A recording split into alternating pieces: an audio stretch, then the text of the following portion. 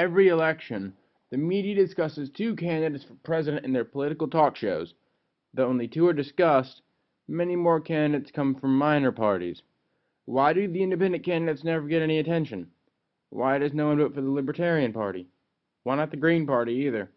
After all, the majority of Americans are not hardcore conservatives or radicals, but rather somewhere in the middle. The tendency of media and of voters to only consider two parties in any election is confusing because very few people agree with everything either of the major candidates says. The lack of this third party is a major reason that our government is so inefficient right now. The two-party system in America can be significantly improved by adding a third major party. The main reason for the ineptitude of our government is the natural opposition that has developed between Republicans and Democrats. A survey of television ads for recent elections shows that in 2012, 86% of Barack Obama's ads were negative or contrast, while only 14% were positive. In contrast, 56% of 2004 candidate John Kerry's ads were positive, and only 44% were negative or contrast. Negative advertising is clearly on the rise, but why?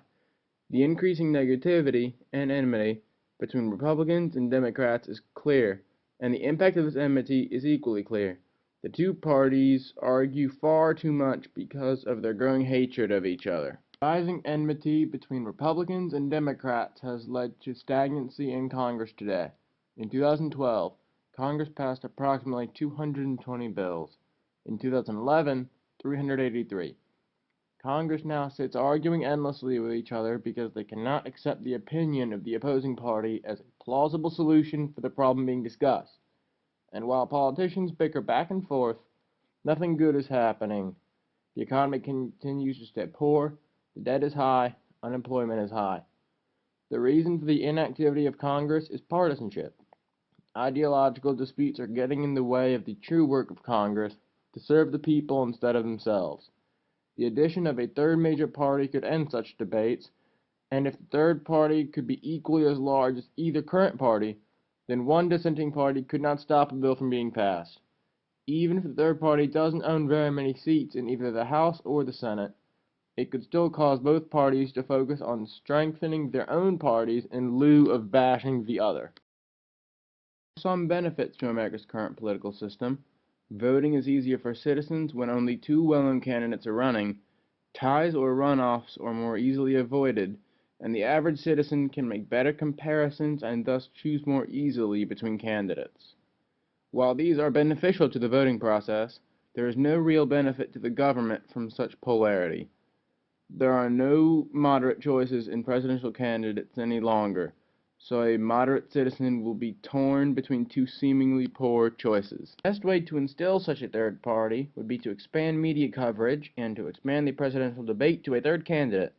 America sees only what the media shows, so if the media expands their coverage and invites a third candidate to the debate, then America would quickly acknowledge the third candidate and vote for them. Once America begins to vote for a non-traditional party, the Republicans and Democrats might even cease their feud and begin to consider the other party's opinions and compromise. America is not filled with extremist radicals and extremist conservatives, so why should America's presidents and America's congressmen be so firmly set on radicalism or conservatism? Anyone can see that the representation of the American people in our government is drifting from the true ideals of most people. What America needs is a compromise. Some third party needs to grow and bridge the gap between Republicans and Democrats in order to generate activity in our government.